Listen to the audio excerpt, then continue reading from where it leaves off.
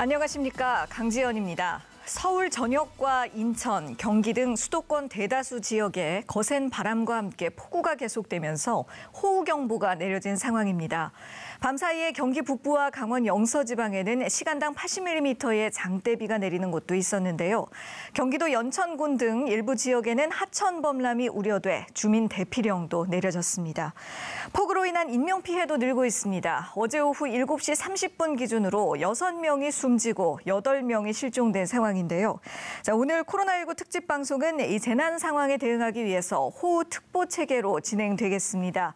비 소식부터 살펴본 뒤에 또 코로나19 관련 내용들도 함께 빠짐없이 전해드리겠습니다. 자, 먼저 수도권 호우 관련 속보와 피해 상황부터 알아보겠습니다. TBS 보도본부의 최혜원 기자 전화 연결돼 있습니다. 최혜원 기자. 네, 중앙재난안전대책본부가 주말부터 오늘 오전 6시까지 피해 상황을 잠정 집계한 결과 일요일 밤부터 오늘 아침까지 추가적으로 접수된 인명피해는 없었습니다. 주말 사이엔 대림역 인근 도림천에서 급류에 휩쓸린 80대 노인이 사망한 것을 포함해 6명이 숨지고 8명이 실종됐고, 강원도 횡성에서 토사가 주택을 덮치면서 다친 주민 2명을 포함해 모두 6명이 다쳤습니다.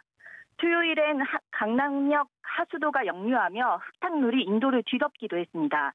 지금까지 비가 계속되면서 주택 침수와 농경지 피해도 잇따르고 있습니다. 밤사이 주택 35채가 더 물에 잠기면서 모두 190채가 침수됐고 이재민 818명이 발생했습니다. 특히 경기도의 경우 이천과 안성에서 각각 140명과 114명의 이재민이 발생한 것으로 집계됐습니다. 이번 비로 인근 체육관이나 마을회관 등으로 임시 대피한 인원도 경기도 1,294명, 충북 226명 등 모두 1,540명에 달했습니다.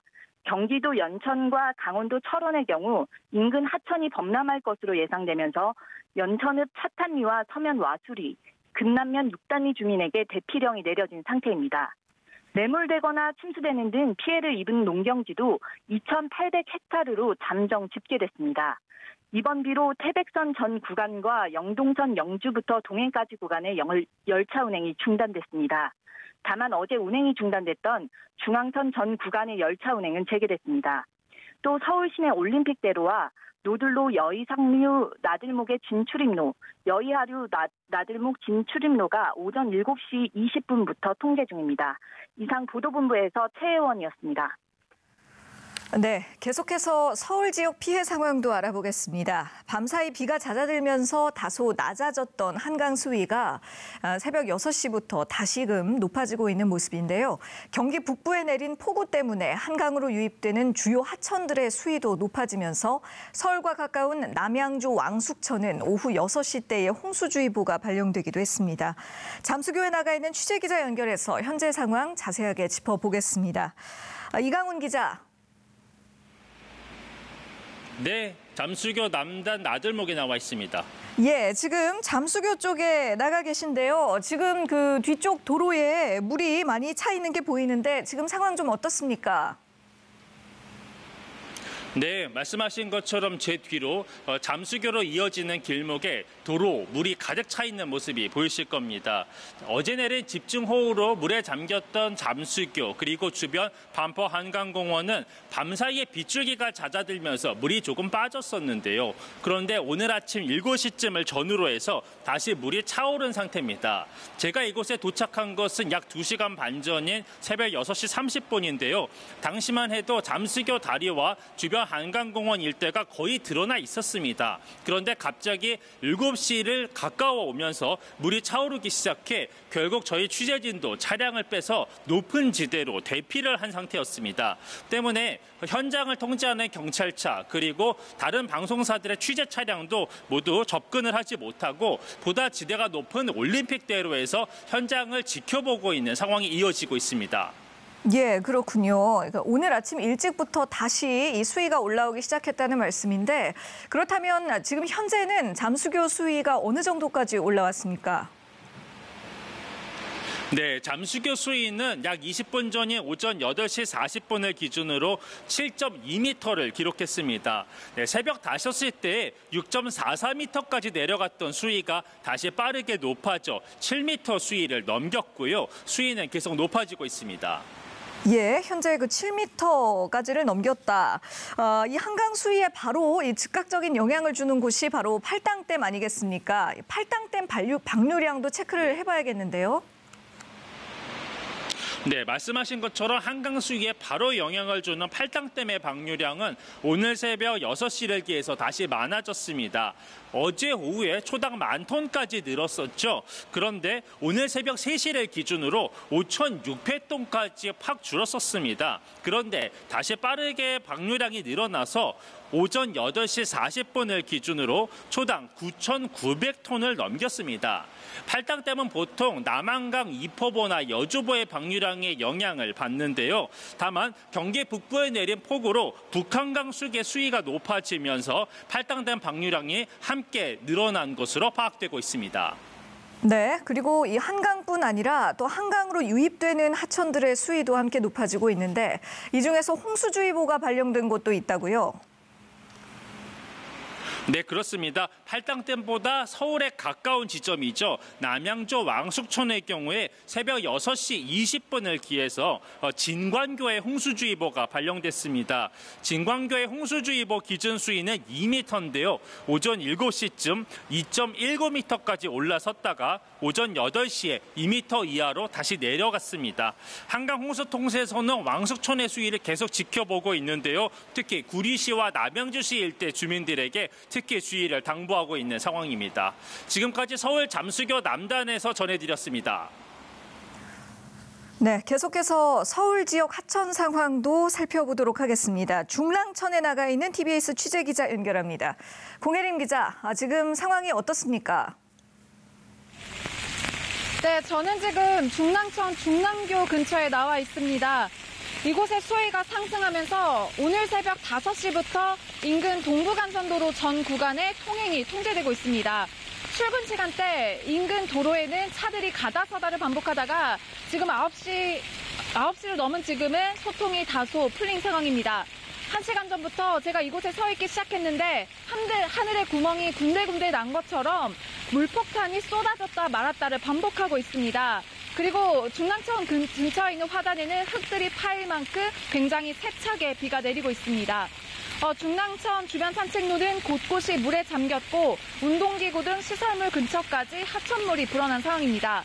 현재 중랑천의 수위는 노원교, 월계일교, 신의교 쪽 모두 이 정도면 범람할 위험이 크다고 지정한 기준인 위험 홍수위에 매우 근접한 상황입니다.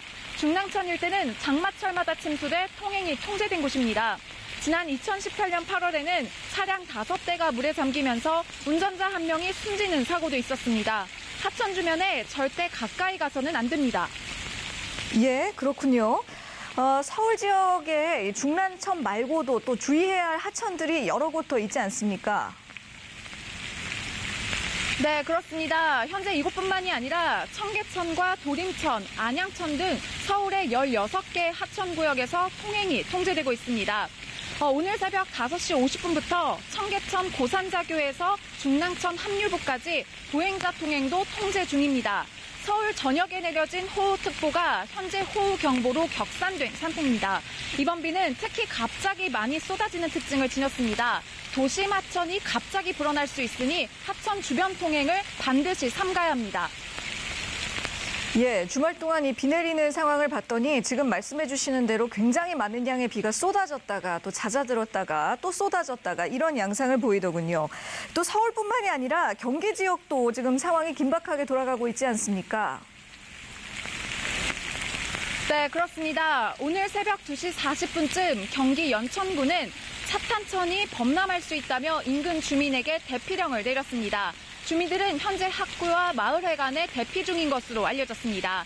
이 밖에 용인과 안성을 비롯한 경기 남부 지역에서 정말 많은 양의 비가 쏟아졌습니다. 예, 맞습니다. 그래서 안타까운 인명피해가 또 발생하기도 했죠. 네, 안성시 화복리의 한 양계장이 무너지면서 50대 남성이 매몰돼 숨지는 사고도 있었습니다. 용인과 안양 등 주택 62동과 농작물 901헥타르가 비 피해를 입기도 했습니다. 100명이 넘는 이재민이 발생했고 1000여 명이 폭우에 대피하기도 했습니다. 네. 자, 또 경기 지역에서 도민들이 각별히 더 주의해야 할 지역들 짚어주시죠. 네, 경기 대부분 지역에 호우경보가 내려진 상황입니다. 특히 연천과 양평, 여주, 안성, 그리고 이천에는 산사태 위험까지 예측된 상황입니다. 이 일대를 지나는 주민들께서는 반드시 산사태에 대비하셔야겠습니다. 네. 그렇다면 이 폭우가 도대체 언제까지 이어질까요? 네, 지금 두 눈을 뜨기도 힘들 만큼 정말 많은 양의 비가 내리고 있는데요.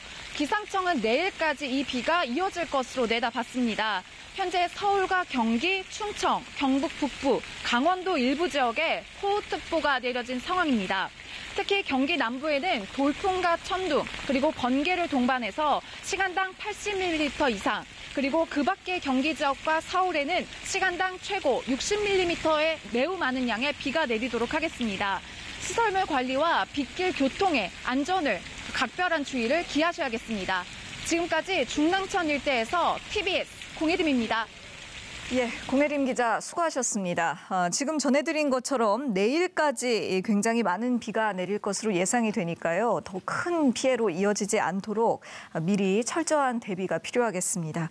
자, 계속해서 TBS 강양구 과학전문 기자와 함께 이 폭우 상황과 관련한 더 자세한 이야기들 나눠보겠습니다. 강 기자님 어서 오십시오. 네, 안녕하십니까. 강양구입니다. 네, 앞서서 계속해서 전해드렸듯이 수도권 지역의 피해 상황이 상당히 큽니다. 저희 TBS에서도 어제부터 피해 지역 주민들의 현장 제보가 이어지고 있는데요. 특히나 안성, 이천, 여주 지역에서의 피해가 심각한 모습입니다. 지금 상황이 좀 어떤가요? 어제 경기도에는 평균 100mm 이상의 비가 내렸습니다. 그런데 방금 공혜림 기자가 브리핑을 했듯이 안성, 여주, 이천 같은 경기도 남부 지역이 집중이 되었는데요. 네. 안성시의 경우에는 어제 아침에 약 1시간 동안 104mm의 비가 내려서 시간당 최다 우량을 기록했습니다. 예. 네, 집중호우로 인해서 경기도에는 2일 오후 2시까지 사망 1명 등 총 3명의 사상자가 발생을 했고요. 네. 여주 청미천의 수위 상승, 이천 율면 산양조수지 붕괴 등으로 64명의 주민이 대피한 상태입니다. 네네. 이 밖에도 안성, 이천, 용인 등 70여 개소에서 산사태가 발생해서 이천 산양조수지에 물을 가둬놓은 4m 높이의 제방이 붕괴되고 또 안성의 주천조수지의 제방이 일부 유실되는 등의 피해를 입었습니다. 이제 이런 피해로 또 다수의 주택이 침수되는 상황까지 겪었고 또 내일까지 비가 계속 오기 때문에 예. 이런 피해 상황이 계속 늘어날 가능성이 있어서 굉장히 걱정이 됩니다. 예, 그게 더 우려스러운 부분이죠. 또 내일까지도 계속해서 이런 비가 쏟아진다는 예보가 있기 때문에요. 자, 이렇게 중부지방에 집중된 호우로 피해가 커지자 경기도는 9년 만에 도재난대책본부 근무체계를 최고 수준인 비상 4단계로 격상했습니다. 네, 그렇습니다. 경기도가 비상 4단계 수준의 재난대책본부를 구성한 것은 2011년 이후 처음인데요. 네. 이 경기도는 집중호우로 많은 피해가 예상되자 어제 오전 9시에 재난대책본부 근무체계를 비상 2단계에서 4단계로 올렸습니다. 지금 유관기관과 함께 이 피해 상황을 막기 위해서 총력을 다하는 모습입니다. 예, 그렇군요. 특히 우리가 지금 짚어본 이런 지역들은 농가가 특히 많은 지역들 아니겠습니까? 800헥타르가 넘는 규모의 농작물이 잠기면서 굉장히 이 농사 피해도 심각할 것 같은데요. 이런 상황에서 일반적으로 보상이 좀 어렵다면서요? 네, 보상이 어렵습니다. 이 농작물 재해보험을 가입했더라도 이제 농가들의 실질적인 보상이 현실에서는 좀 어려운 부분이 있습니다. 네. 근데 특히 이제 좀 주의를 기울여야 될 것은 보통 이렇게 비가 내리면은 이제 사흘에서 나흘 정도 이 농작물이 물에 잠기는데요. 이제 벼농사 같은 경우에는 그렇게 물만 잘 빠지면 큰 피해가 없다고 합니다. 예. 이제 하우스 농사 같은 경우에는 약간 피해를 입을 수 있지만은 다른 농작물로 대체하게 되면 되기 때문에 네. 농민들의 가슴은 아프겠습니다만은 그렇게 큰 피해는 없는 걸 기대할 수 있겠습니다. 네, 그런데 인삼 농사가 문제입니다. 인삼 농사 같은 경우에는 보통 이제 6년에 걸쳐 가지고 농사를 짓는데 이렇게 한 번 침수하면은 그 단연간의 농사가 다 수포로 돌아가기 때문에 예. 큰 피해를 입을 수 있어서 더욱더 주의가 예상됩니다. 예, 인삼도 마찬가지고 어떤 작물이든 간에 지금 이 폭우 피해 지역 농민들의 상당한 경제적인 피해가 좀 우려되는 상황입니다. 자, 막바지 장마 전선에다가 또 태풍 하구핏이 몰고 온 수증기가 더해지면서 주말에 수도권을 비롯한 중부 지방에 말 그대로 물폭탄이 쏟아졌습니다. 이 태풍 하구핏 어떤 태풍이고 또 향후 예상 경로는 어떻게 되는지 좀 알아둬야겠어요. 네, 태풍 하구핏은 올해 들어서 이제 4번째 생긴 태풍인데요. 하구핏 자체는 그렇게 우리나라에 큰 영향을 줄이라고는 예상되지 않습니다. 왜냐하면 규모 자체도 굉장히 작은 태풍일 뿐만 아니라 현재까지의 예상 경로를 놓고 보면은 중국 내륙 쪽으로 빠져가지고 소멸될 가능성이 크기 때문에 태풍 자체가 우리나라에 직접 영향을 줄 것으로 보이진 않는데요. 문제는 무엇이냐면 태풍이 발생하면 항상 태풍 앞단에 엄청나게 많은 수증기가 발생을 해서 태풍 이전부터 영향을 줍니다. 그러니까 이미 우리나라에는 장마 전선이 지금 정착되어 있는 상황인데 거기에 태풍이 몰고 오는 수증기까지 유입이 되면 앞으로 이번 주에 더 많은 비가 내릴 가능성이 태풍 때문에 야기될 수 있기 때문에 그 부분을 특히 좀 걱정을 해야 되는 상황입니다. 그렇다면 앞서 예보해드린 대로 내일까지뿐만 아니라 그 이후에도 또 상당한 양의 비가 올 그런 가능성이 있다는 네, 그렇습니다. 얘기죠? 현재 기상청에서는 빠르면은 이번 달 10일까지 그리고 늦으면 이번 달 12일까지 이 중부지방에서 계속해서 장마전선이 걸쳐 있을 가능성을 예보하고 있거든요. 그렇기 때문에 이번 주에 내일까지 비가 좀 잦아든다고 하더라도 더 많은 비가 올 가능성도 대비를 하고 여러 가지 강구를 해야 될 것으로 보입니다. 예, 그래야겠네요. 그런데 이 같은 서울 안에서도 제가 사는 동네에는 비가 내렸는데 또 연락을 해보니 지인이 살고 있는 동네에는 비가 내리지 않고 있다고 하고 뭐 이런 경우들이 많았거든요. 이렇게 서울 지역 내에서도 그 지역별로 강수량의 차이가 큰 이유는 또 뭘까요? 네, 이번 장마의 가장 큰 특징인데요. 이제 이번 장마의 근본적인 원인을 따져보면 북쪽의 찬 공기와 남쪽의 따뜻한 공기가 아주 강하게 힘겨루기를 하고 있는 상황인데 그 힘겨루기의 장소가 지금 한반도의 딱 중부 지역에 걸쳐 있는 것입니다. 근데 이게 둘 다 힘이 세다 보니까 동서로는 길고 그리고 남북으로는 약 50km 정도로 굉장히 폭이 좁은 장마정선이 형성이 되어 있습니다. 그렇기 때문에 50km를 기준으로 해서 북쪽에서는 비가 내리지 않고 남쪽에서는 비가 많이 내린다거나 혹은 북쪽에서는 비가 많이 내리고 남쪽에서는 또 비가 내리지 않는다거나 하는 일들이 계속해서 있어 왔고요. 앞으로도 그런 현상이 있을 가능성이 크기 때문에 각별한 주의가 필요합니다. 왜냐하면 다른 곳에서 비가 내리지 않는다고 하더라도 우리 지역에서 갑자기 비가 많이 내릴 수도 있고요. 또 우리 지역에 비가 그쳤다고 하더라도 또 다른 지역에서는 비가 굉장히 많이 내릴 수 있기 때문입니다. 네, 그런 상황이군요. 또 우리가 보통 일기예보를 보면 보통 약한 비, 시간당 5mm의 약한 비가 내립니다라는 이야기를 평소에 일반적으로 많이 듣게 되는데 지난 주말 동안에는 또 시간당 강수량 100mm 이상의 엄청난 이 호우가 쏟아부는 곳도 있었단 말이죠. 이렇게 강수량에 따라서 체감 정도가 어느 정도인지 좀 더 쉽게 설명해 주실 수 있을까요? 네, 일단은 강수량 5mm라고 하면은 이제 20분 이상 노출이 되어야 옷이 젖는 정도입니다. 그러니까 우산을 쓰지 않고도 견딜 수 있는 약한 비를 의미하고요. 이제 보통 일반적으로 봄철에 내리는 비가 보통 강수량 10mm 정도입니다. 이제 바닥에 물이 고이는 정도인데 우산을 쓰고 어렵지 않게 생활을 할 수 있는 정도의 비를 의미합니다. 시간당 강수량 20mm 정도가 되면 빗소리가 강하게 들리고 배수가 잘 되지 않은 곳에서는 침수 피해도 발생할 수 있는데요. 우산을 쓴 상태에서는 일상생활에서 신발이나 바지 밑단이 젖을 수 있는 정도를 의미하겠습니다. 시간당 강수량 30mm부터는 보통 폭우라고 할 수 있겠습니다. 밭이나 하수구가 넘치기 시작하고 홍수나 침수 등의 비 피해 위험이 높아지기 때문에 특별히 주의가 필요한 강수량입니다. 언론에서 비가 쏟아진다라는 표현을 쓰기 시작할 때는 시간당 강수량이 50mm를 넘어가면서부터인데요. 물보라에 의해서 시야가 나빠지고 이제 우산이 더 이상 도움이 되지 않는 수준을 이야기를 합니다. 그런데 지금 주말간에 내렸던 비는 시간당 강수량이 80mm 이상 될 때거든요. 이제 그 정도는 대규모 재해가 발생할 수 있기 때문에 엄중한 경계가 필요한 단계인데요. 그런데 보통 3시간 강우량이 60mm 이상 되면 호우주의보를 선포하고 12시간 강우량이 110mm 이상 내려지면은 한 단계 높은 호우경보 등이 만들어지거든요. 예. 네, 그런데 시간당 강수량이 100mm가 넘었던 적도 있었잖아요. 주말에. 그렇죠. 그렇기 때문에 이제 얼마나 비가 많이 내렸는지를 우리가 확인할 수 있는 것이죠. 지금 이렇게 이 설명을 해주시는 걸 들어보니 지난 주말 동안 또 얼마나 그 위험한 상황들이 이번 비로 인해서 발생을 했는지 정말 피부로 와 닿습니다.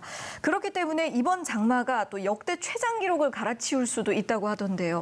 네, 그렇습니다. 제주와 남부지방은 지금 7월 말 장마에서 벗어나긴 했습니다만은 중부지방은 아까 말씀드렸듯이 뭐 빠르면 10일, 늦으면 12일까지 계속해서 비가 이어질 것으로 전망이 됩니다. 예. 자, 그렇다면은 지금까지 최장 기간이었던 곳이 2013년에 이제 49일이었거든요. 예. 그 49일과 거의 유사한 수준으로 될 수 있고 그 기록을 경신할 수 있다라는 전망이 나오는 것도 이 때문입니다. 예, 그렇군요. 자, 이번 그 장마가 이 최장 기간을 기록할 수도 있다. 그리고 계속해서 전해드렸듯이 또 특히 내일 모레까지는 심한 폭우가 이어질 거라는 예보가 나와 있는데요. 그 이재정 K웨더 예보팀장과 전화 연결해서 이 관련해서 더 자세한 이야기 들어보겠습니다. K웨더 이재정 예보팀장 지금 연결돼 있죠? 네, 안녕하세요. 예, 안녕하십니까. 자, 지금 이 수도권을 비롯해서 중부지방의 폭우 피해가 상당합니다. 이 폭우가 언제까지 계속될 것으로 예상을 하시는지요? 네, 말씀하신 대로 주말부터 중부지방을 중심으로 폭우가 이어지고 있는데요. 중부지방 곳곳으로 시간당 50에서 80mm의 강한 비와 함께 모레인 5일까지는 많은 비가 더 내릴 전망입니다. 우선 내일까지 강원 영동을 제외한 중부지방에 100에서 200, 많은 곳 300mm 이상의 매우 많은 비가 예상되고 있는 가운데 모레까지 500mm가 넘는 곳도 있을 전망이니 계속되는 많은 비로 인한 피해 없도록 철저히 대비하셔야겠습니다. 예, 특히 큰 피해가 예상되는 지역들은 어떤 곳들이 있습니까?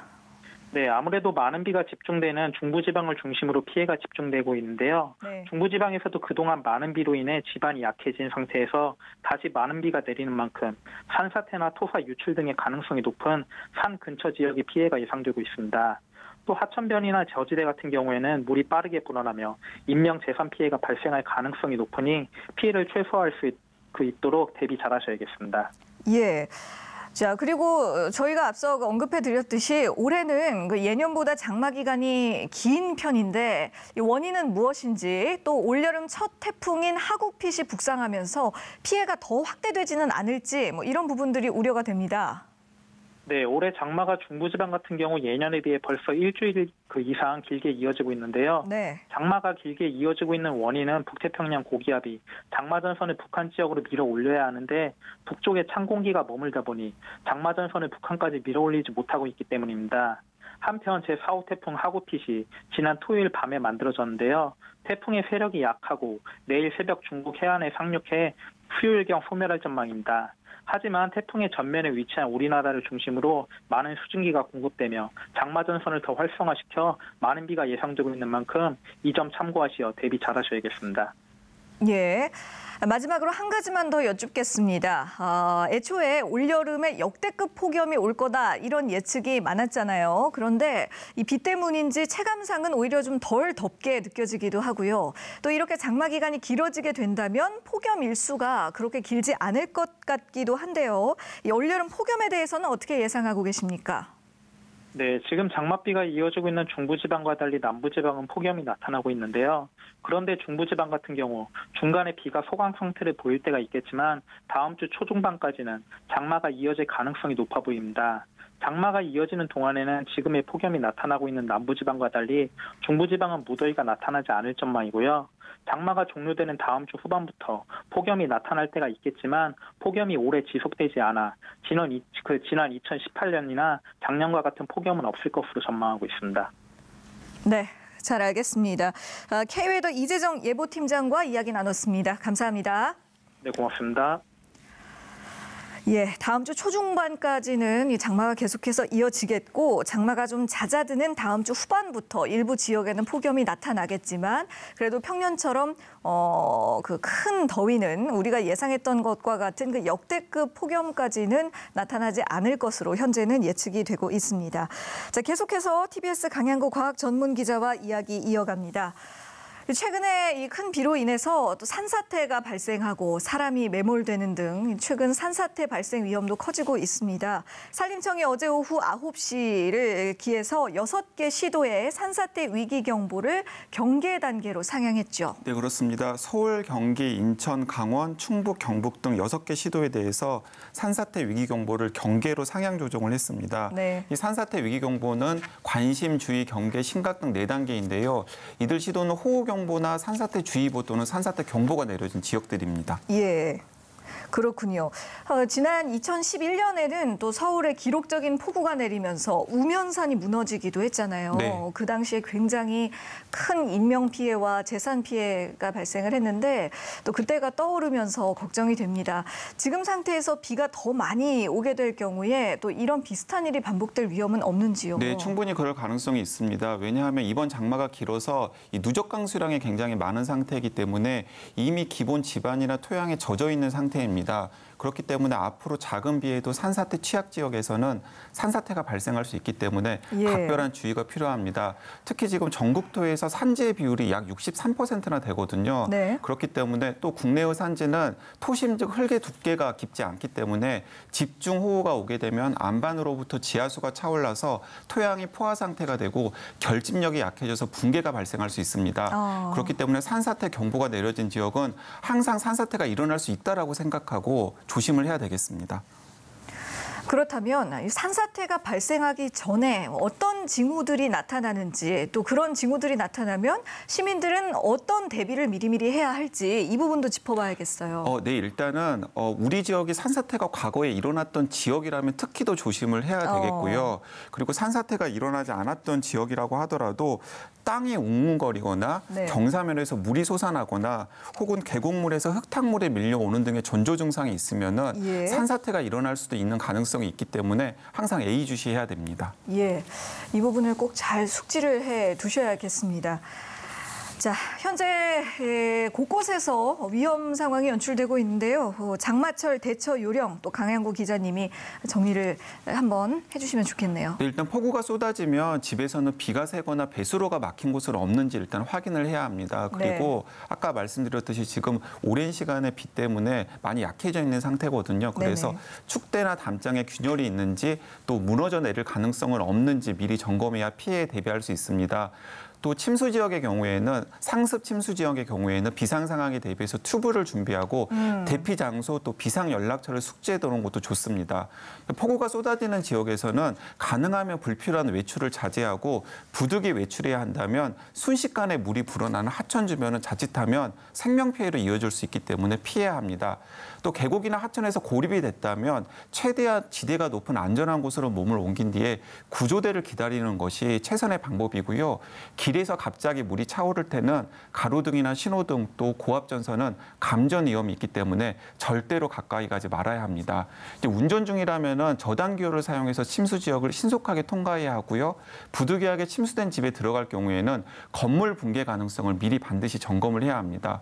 특히 집안에 가스가 차올 수 있는 만큼 반드시 환기하고 감전 위험에 대비하기 위해서 전기 차단 여부도 꼭 확인할 것을 권해드리고 싶습니다. 네, 잘 알겠습니다. 지금까지 호우특보와 관련해서 현황과 다양한 정보들 전해드렸고요. 잠시 뒤에 계속해서 코로나19 관련 소식 이어가겠습니다.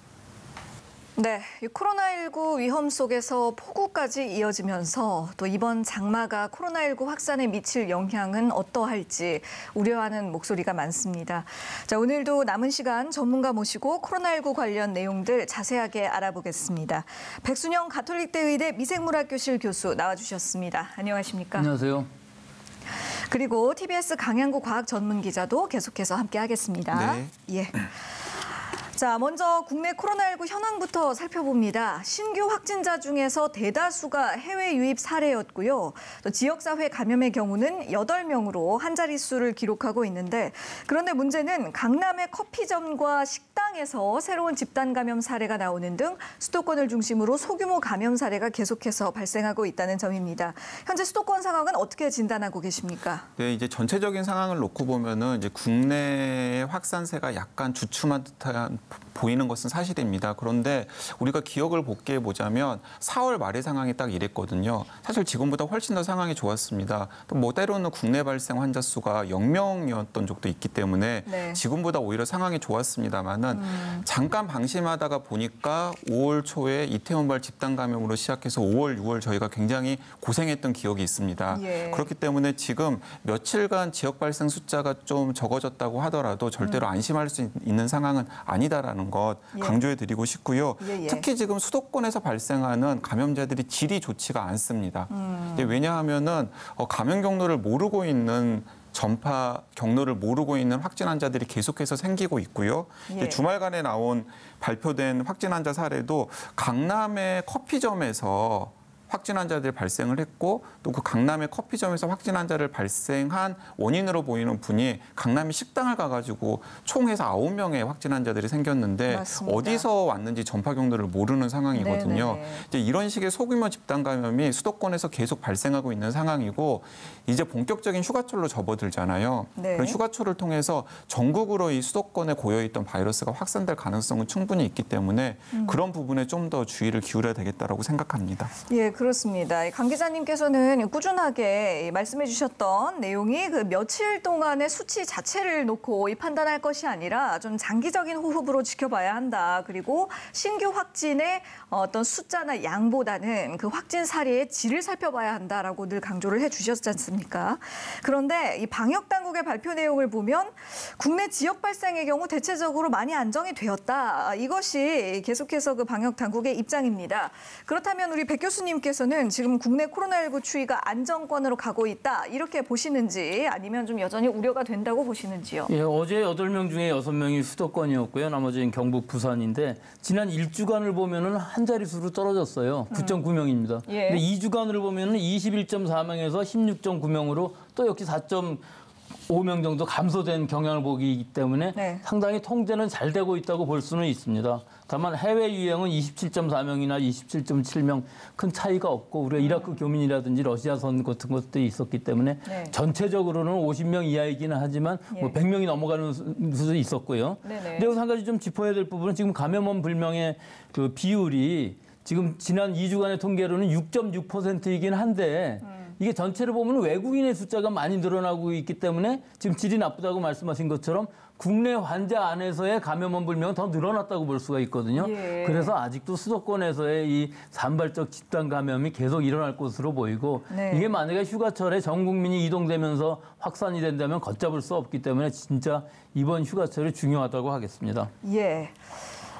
여전히 수도권 안에서의 그 깜깜이 환자들로 인한 예측할 수 없었던 그 대규모, 소규모 집단 감염의 발생 가능성이 있다. 그렇기 때문에 이번 휴가철이 또 고비가 될 수 있다라는 진단을 내려주셨습니다. 자, 강양구 기자님과 앞서서 계속 살펴본 것처럼 지금 현재 평년보다 긴 장마로 인해서 비 피해가 크게 발생하고 있습니다. 이런 상황에서 코로나19 방역에는 또 새로운 어려움이 없을까요? 네, 이제 장마 자체가 코로나19 방역에 직접적인 영향을 주지는 않습니다. 그런데 이제 두 가지를 생각을 해봐야 될 것 같은데요. 일단은 지금 공무원을 비롯한 많은 방역 인력이 이 집중호우 피해가 발생하면 어쩔 수 없이 집중호우 피해로 쏠릴 수밖에 없거든요. 네. 그렇기 때문에 이제 방역 자체에 들어가는 인력이 줄어들기 때문에 네. 방역 역량이 좀 떨어지는 아하. 영향이 분명히 있겠고요. 그리고 다른 하나는 장마가 길어지면은 어쩔 수 없이 겨울철처럼 실내 활동이 굉장히 늘어나게 됩니다. 네. 근데 야외 활동보다 실내 활동이 늘어나게 되면은 실내에서 야외보다는 바이러스가 전파되기 좀 더 용이한 조건들이 있기 때문에 이 방역에는 별로 안 좋은 환경이 이제 조성이 된다라고 생각을 할 수 있겠습니다. 네. 네, 크게 두 가지군요. 이 호우 피해를 관리하기 위해서 방역의 어떤 집중도 그런 역량이 좀 떨어질 수가 있다. 그리고 이 비 때문에 실내 활동이 늘어나기 때문에 바이러스의 전파 가능성이 높아진다. 그렇다면 이 부분도 여쭤보고 싶은데요. 지금 이 실내 활동에 관해서 언급을 해주셨는데 사실 장마철 수해가 발생하면 그 이재민들은 그 한 곳에 모여서 또 장기간 생활을 하게 되지 않겠습니까?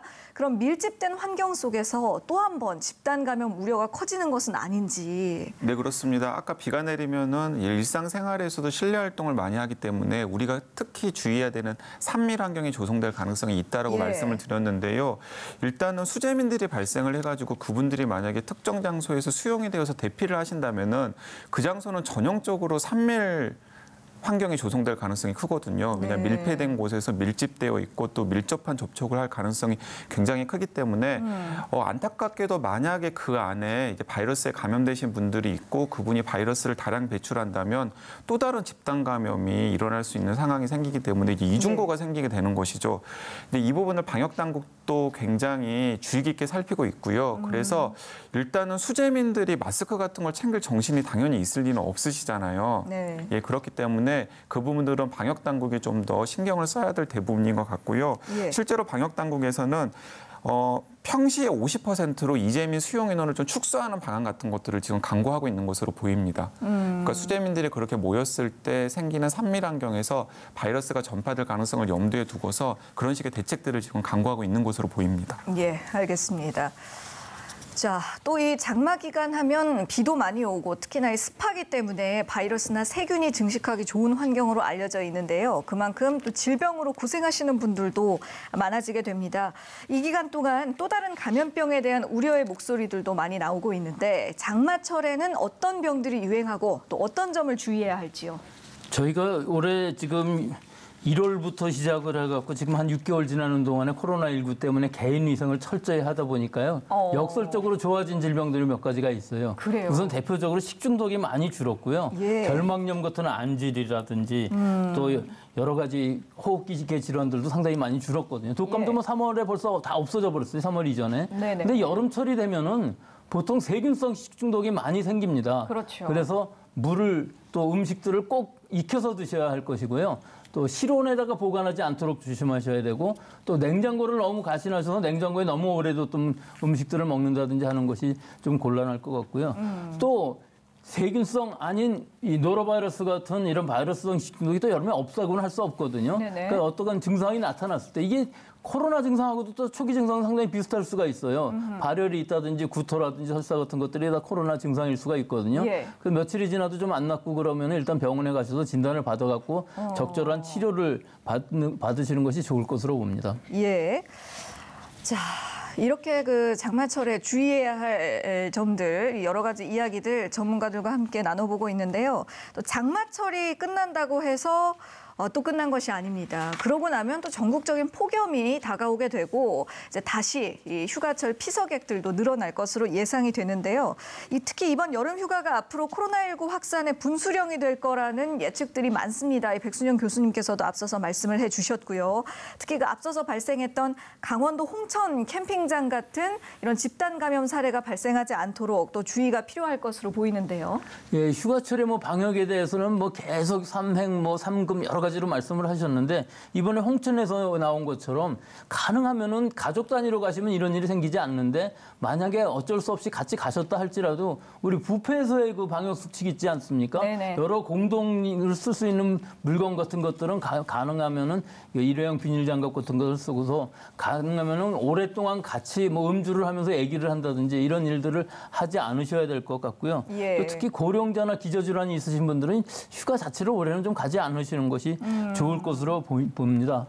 또 하나는 휴가지 그 자체만의 문제가 아니라 그 주변에서의 여러 가지 행동들, 즉 카페라든지 뭐 여러 클럽이라든지 이런 데에서 예. 아주 밀폐된 환경 안에서 장시간에 걸쳐서 음주 가물을 하게 되면 뭐 이태원발 클럽 이게 같은 상황이 될 수가 있기 때문에 네. 지금 올 휴가철만은 꼭 이런 것들 휴가지에서의 그 방역 수칙 잘 지키셔서 올여름 잘 지냈으면 좋겠습니다. 예, 꼭 기억하셔야겠습니다. 자, 계속해서 해외 상황도 짚어보겠습니다. 전 세계 코로나19 확진자 수가 이제 1,800명 규모를 넘어섰는데요. 국내 상황과는 조금 다르게 해외 여러 나라의 경우들은 좀처럼 통제가 되지 못하는 모습입니다. 언제까지 이런 전 세계적인 확산세가 계속될지 강 기자님은 어떻게 보고 계시나요? 이제 상황이 갈수록 안 좋아지고 있는 것으로 보입니다. 예. 일단 유럽 같은 경우에는 지금 다시 재유행 조짐이 보이고 있습니다. 특히 이제 프랑스가 좀 심각한데요. 네, 이것도 결국 그 휴가철 영향이 있습니까? 네, 그렇습니다. 근데 이제 프랑스는 지금 어쩌지도 못하고 있는 상황인 것 같아요. 예. 이제 프랑스 뉴스들을 이제 보면 저도 이제 프랑스어는 못하지만 프랑스 뉴스를 이제 들여다 보는데요. 예. 상황이 어떤지를 확인하기 위해서 굉장히 지금 어처구니 없는 상황이 발생을 하고 있습니다. 앞부분에서는 코로나 신규 환자가 굉장히 많이 발생하고 있어서 재유행을 경고하는 앵커의 브리핑과 기자의 브리핑이 있습니다. 근데 뒷부분에서는 관광을 장려합니다. 왜냐하면 이제 여름 휴가철이 또 네. 많은 프랑스인들의 생계가 달려 있는 부분이기 때문에 그렇기는 하죠. 국내 관광이나 혹은 외국인 관광까지도 심지어는 장려하는 분위기거든요. 그러니까 한쪽에서는 방역을 해야 하고 한쪽에서는 또 바이러스를 예. 확산시키는 모순되는 상황이 지금 한 뉴스에서도 지금 똑같이 연출이 되고 있는 상황이거든요. 실제로 외국인 입국자들에 대한 자가격리도 해제를 한 상태잖아요. 네, 그렇습니다. 그렇기 때문에 지금 프랑스 상황 계속해서 굉장히 안 좋고 이런 프랑스의 전철을 유럽의 다른 나라들로 따라갈 가능성이 생기기 때문에 네. 여름 휴가철이 지나면은 마치 봄에 그랬던 것처럼 유럽에서 다시 대유행이 일어날 가능성 굉장히 크고요. 그리고 미국의 상황도 지금 여전히 잡히고 있지 않은 분위기고 네. 뭐 호주라든가 홍콩이라든가 이런 나라들도 과거의 방역 모범국이라고 이야기됐던 나라들도 지금 상황이 굉장히 좋지 않은 상황으로 이어지고 있고 네. 계속해서 상황이 좋지 않았던 인도라든가 동남아시아라든가 남미 같은 경우는 여전히 지금 상황이 지금 잡히고 있지 않은 상황입니다. 예. 그런 나라들은 진짜 그 인도의 어떤 그 빈촌에서 확인이 되었듯이 모든 사람들이 다 걸리고 나서 희생당할 분들 다 희생당한 다음에 집단 면역을 기대할 수밖에 없는 그런 상황까지 지금 와 있는 것 같아요. 그렇기 때문에 네, 그렇습니다. 이제 그렇기 상황이네요. 때문에 지금 상황에 뭔가 좀 통제가 우리나라는 이제 어느 정도 통제가 되고 있는 곳인데 예. 통제가 되지 않거나 더 악화되는 곳들이 굉장히 많아서 정말 전망하기 싫습니다만 이렇게 전망이 싫으면 올해 안에는 이 코로나19 상황이 전 세계적으로 잡히는 걸 기대하는 것은 좀 난망하지 않을까 하는 생각이 듭니다. 네. 그리고 사실 또 이런 전 세계적으로 다시 뭐 대유행 상황이 온다거나 확산세가 거세지거나 하면 또 그 영향이 우리나라에도 올 수밖에 없고요. 당연히 그렇습니다. 이제 예. 그나마 이제 한 가지 나은 것이 무엇이냐면 이제 미국의 경우에는 미국 서부 지역에서도 지금 동부 지역에 필적할 만큼 확진 환자들이 굉장히 많이 발생하고 있거든요. 네. 일단 한 번 맞은 다음에 맞고 있잖아요. 그래서 사망자 숫자는 생각보다 늘지 않고 있습니다. 어허. 그러니까 이제 어느 정도 보건으로 역량이 되는 선진국들 같은 경우에는 예. 처음에 뭣도 모르고 맞았을 때랑은 비교할 수 없을 정도로 어느 정도 대비를 하고 있기 때문에 이제 중증 환자들이 사망으로 이어지는 비율은 생각보다는 낮아지는 것으로 보입니다. 그래서 이제 선진국들은 이런 식으로 적절하게 대응을 할 가능성도 있는데 문제는 이제 뭐 남아시아나 동남아시아나 남미 같은 후진국들 같은 아프리카 같은 곳들에는 예. 더욱더 많은 희생자가 생길 수 있어서 이제 그것도 걱정입니다. 예, 그러게 말입니다. 최근 들어서 국내 신규 확진자 추이만 보아도 또 이 해외 유입 사례가 또 급속하게 늘어나는 그런 부분들 보면 실제로 확인할 수 있듯이 이 코로나19라는 재앙이 우리나라만 또는 세계 어떤 일부 국가들만 안정이 된다고 해서 해결되는 문제가 결코 아니지 않습니까? 그런 부분에서 상당히 이 해외 전망을 이야기할 때마다 좀 걱정이 많이 됩니다. 예, 이번에는 백신 이야기로 넘어가겠습니다. 전 세계 주요 국가들이 경쟁적으로 코로나19 백신 개발에 매달리고 있는 상황인데 최근에 러시아가 오는 10월에 코로나19 백신 접종이 가능할 것이다 라고 밝혔거든요. 이것은 얼마나 신뢰성 있는 정보인지 궁금하네요, 교수님. 알 수가 없네요. 이 러시아의 백신 개발 상황은 계속 명확치가 않았었어요. 그래서 얼마 전에 보도만 해도 9월, 10월에 승인을 받을 것이라고 그랬거든요. 근데 지금 보도에 의하면은 두 군데의 연구소에서 지금 백신을 개발해서 발표를 하고 있는데 이 자체는 아데노바이러스 전달체 기반이라고 뭐 아스트라제네카랑 비슷한 백신이긴 해요. 네. 그런데 문제는 이것들을 10월에 지금 승인을 받는데 사용을 하고 결국은 또 10월에 생산을 한다는 것이거든요. 근데 우리 생각에서는 삼상이라고 그러면 수만 명 정도는 해야 되는데 800명 정도를 하는데 의료진하고 교사들을 먼저 접종을 한다고 그래요. 네. 그래서 이 안전성이라는 게 과연 확보가 될 수 있는 것인지 또 전임상 일상 이상을 잘 했는지에 대한 정보가 전혀 없이 갑자기 이렇게 나오고 또 지금까지도 군의관이라든지 또 여러 군대 관계의 고위 관리들 또 정부 관리들이 벌써 맞았다고 그러거든요. 그럼 이런 안전성도 없는 백신을 미리 맞으면서 이게 어디까지 갈 수 있는 것인지 시간적으로 봤을 때는 효과는 물론이거니와 안정성에 대해서는 전혀 검토가 된 바가 없는데 그렇죠. 이렇게 해서 이것을 승인한다고 또 생산을 한다고 그러니까 이것을 과연 어떤 사람이 맞을 수 있는지 좀 걱정은 되는 상황입니다. 예. 지금 러시아 쪽에서 나오고 있는 그 백신 개발에 대한 정보는 지금 교수님께서 말씀해 주신 것처럼 약간의 그 어떤 회의감과 신뢰감이 그렇게 높지는 않습니다만 어쨌든 그 일부 국가들에서는 또 상당히 진전이 되어 있는 상태고 어떻게 좀 기대를 해볼 만한 그런 소식들이 나오고 있습니다. 그래서 최근 또 일부 국가들이 백신이 출시되기도 전에 물량을 미리 확보해 놓는 이른바 사재기를 하려는 그런 조짐을 보이고 있어서 우리 방역 당국도 상당히 경계를 하고 있다고 하는데요. 좀 문제적인 거 아닙니까? 네, 그렇습니다. 이제 미국이 코로나19 백신이 개발 중인 여러 백신들을 지금 대량으로 사재기하는 모습을 보이고 있고요. 이제 그런 모습들을 또 다른 선진국들이 따라가고 있어가지고 굉장히 걱정이 되는 상황이고 그래서 우리 방역 당국도 백신 사재기 조짐이 보이기 때문에 WHO의 적극적인 개입이나 중재가 필요하다라고 이야기를 했는데 제가 보기에는 우리 방역 당국의 이런 조언은 공자님 말씀이긴 합니다만은 제가 너무 안이한 대응이라는 생각이 듭니다. 왜냐하면은 지금 지난 6개월간 이 WHO의 글로벌 보건의료에 대한 리더십이 사실은 굉장히 흔들리고 있는 상황이기 때문에 지금 WHO가 적극적으로 개입하고 중재한다 그래서 각국의 백신 사재기 움직임이 없어지지 는 않을 것 같습니다. 그렇기 때문에 저는 오히려 나중에 백신이 효과성이 어느 정도 담보가 되고 안전성이 담보된 백신이 공급이 되었는데 다른 나라에서는 필수 인력부터 백신을 접종하고 있는데 우리나라는 백신을 접종하지 못하고 있는 상황이 된다 그러면은 거기에 대한 엄청난 부담감을 방역 당국이나 또는 이 정부가 안아야 될 거라는 생각이 듭니다. 그렇기 때문에 한쪽에서는 계속해서 사재기 행태를 비판하는 글로벌 리더십을 보이되 물밑으로는 계속해서 제약사들과 접촉을 해서 우리나라를 생산 기지로 하고 우리나라 생산 기지에서 확보한 백신 중에 일부는 우리나라로 돌리는 식의 딜 같은 것들을 지금 시도를 해야 되는 상황이라고 생각하고요. 그걸 오히려 지금 우리나라 정부가 적극적으로 나서야 된다라고 생각합니다. 그러니까 그 WHO의 중재를 바라고 있을 것이 아니라 우리나라도 안이하게 이렇게 기다리고 있기만 할 것이 아니라 뭔가 빠른 움직임을 취해야 한다는 그렇습니다. 그런 이제 겉으로는 그런 것에 대해 비판할 수 있겠습니다만은 물밑으로는 제약사와 접촉을 해가지고 백신 물량을 어느 정도 확보할 수 있도록 노력을 해야 된다는 것입니다. 지금 강 기자님 말씀처럼 어떤 좀 영리한 접근 전략이 필요하겠습니다.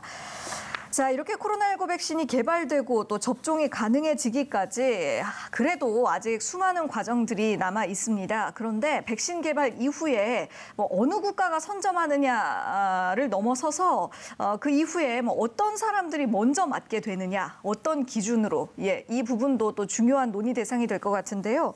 여기에 대해서 교수님 의견 짤막하게 들어보고 마무리할게요. 일단 응급이 필요한 교사라든지 의료진이라든지 이런 부분들이 먼저 노약자들이 맞아야 되겠죠. 그러면서 중요한 것은 지금 이 안전성이 확보가 안 되어 있기 때문에 역설적으로 우리가 기본적인 물량을 확보해야 되겠지만 이 3상이 끝나면은 효과는 알 수가 있거든요.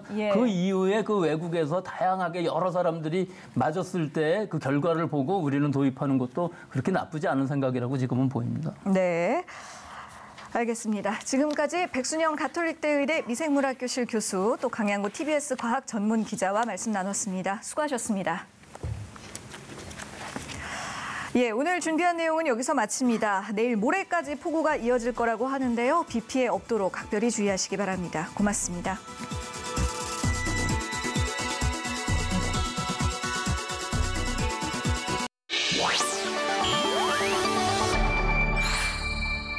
TBS